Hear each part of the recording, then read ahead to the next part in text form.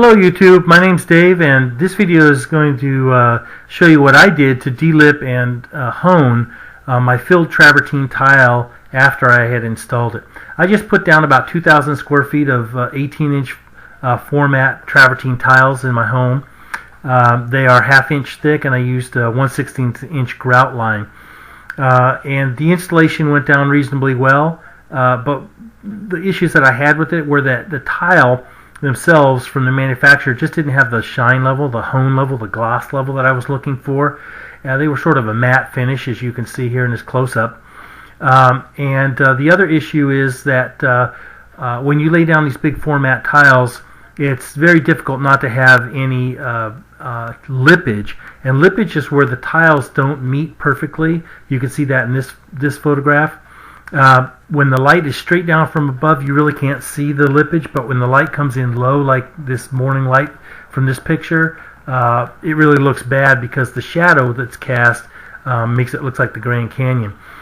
Even though that lippage really isn't that bad, and a lot of people leave their floor like that, I didn't like it. So in order to handle to try to handle the gloss issue, I went down to Home Depot and got some DuPont Sealer and Finish. It's made for travertine stone. I guess people use this stuff on their floors. And I went and installed it. It looks okay like that, but it didn't handle. It didn't hold up very well. You know, if you walk on it or drag anything across it, it mars, it scrapes, it scratches, and also it really didn't cover up the problem with the lippage. You could still see the shadows. It's not as bad, but you could still see it, and I wanted it to be better than that. Looking around online, people say, well, just take a hand grinder and grind down those lips and then recoat it. Well, if you try to do that, this is what it looks like. I ground those with 50 grit and 100, 200, 400, 800, and 1500, and they still look like that. There's no matching it, and it just doesn't look right. So the only way to do it is to redo the entire floor with a mechanical finish using this Clark FM 1700 floor buffer that you can rent from Home Depot tool rentals, and it's about $160 a week or something like that. The buffer has to be used with a backing plate, which will hold your metal diamond and your rubber diamond pads, which I'll be talking about in just a second. Here's the backing plate. It's called a hex pin system, and from Home Depot, they also rent this. From Home Depot, it comes with these carbide tips that are only good for concrete. Can't use them for travertine. Well, I told them I was going to reconfigure it for travertine, and they wouldn't rent it to me, so I had to go to another store and not tell them that in order to rent it. But what I ended up doing was unscrewing all their hex pins and reconfiguring myself. Now, the hex pin system does come with attachments that you can use for travertine, diamond based pins like these here. The problem is they're 45 to 50 bucks a piece, and you need 12 of them. It's a huge rip-off, and so I decided to use third-party diamond metal grinding cups like the ones you see in this picture, and just use bolts and nuts to hook it up to the hex pin backing plate and go like that. These diamond cups I found in manufacturer, you can buy 6 of them for 50 bucks, so it's a pretty good deal. Here's the back side of it, and again, just common hardware that's going to be used to bolt it all to the hex pin backing plate.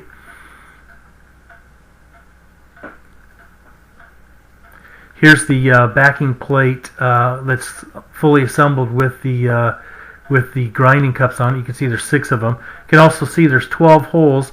If you're going to do a room that has a base shoe on it, then use the inside hole.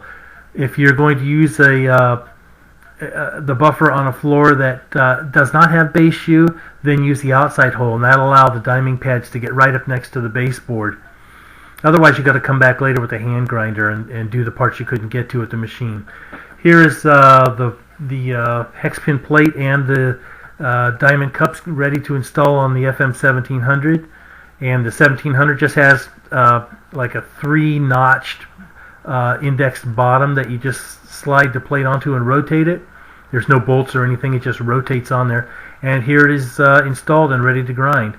And so the next just a couple minutes will show you me doing initial grinding.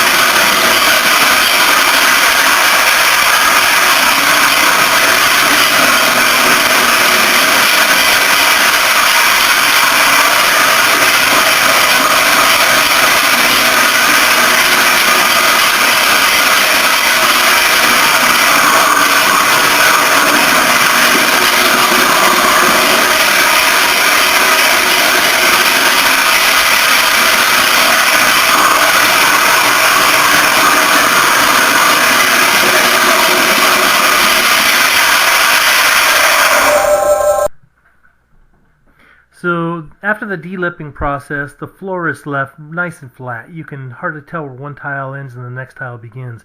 Even the grout line starts to disappear, but it does come back completely after you start doing the honing with the finer and finer levels of grit. Inside the red circle, you can see that I've circled some holes there. These are normally opened up by the delipping process, and you have to actually fill them before the floor can be finished. To fill them, use this 10X Travertine filler. It's a polyester-based filler. It's like Bondo, except for it's not red. And it can be colored to match your tile better, but it comes in a cream color, so it's pretty good for most tiles to start with.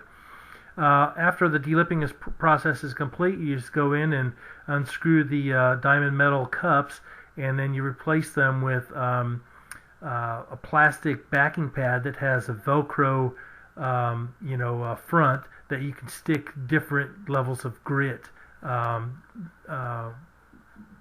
polishing pads to. These are rubber pads that have diamond bits impregnated into them, and they're pretty sturdy. They'll last about 700, 800 square feet before you got to get a new set. Here's my set that I used for, like I said, about 700-800 square feet, and they're pretty well worn out. I haven't used a whole bunch of different pads, so I don't know if these are better than most, worse than most, or average. I just can't say. But I can tell you what kind of job they did. This is only 800 grit. I still have one more level of hone to go, 1500, and you can see a low angle light source, has no shadow whatsoever. This is a perfectly flat floor. The person that I got my grinding stuff from, her name is Tina Kai. She's a representative for a small Hong Kong company that has a distributor in Washington State. So you order stuff from her and it gets to you in about 3-4 days. They provide free shipping and they provide package tracking. I have no business relationship with this company whatsoever. All I did was use their products, and I know that it was these are about $1.66 per sanding pad, so it's a pretty good deal if you look around and do your comparison shopping. Bottom line is these travertine floors are really not that complicated. There's no real special knowledge. You do have to do a little homework, but it's very time consuming, it's very physical, and it's very dirty. So you really have to be committed to it before you even think about starting. That's it, YouTube. Thanks for watching.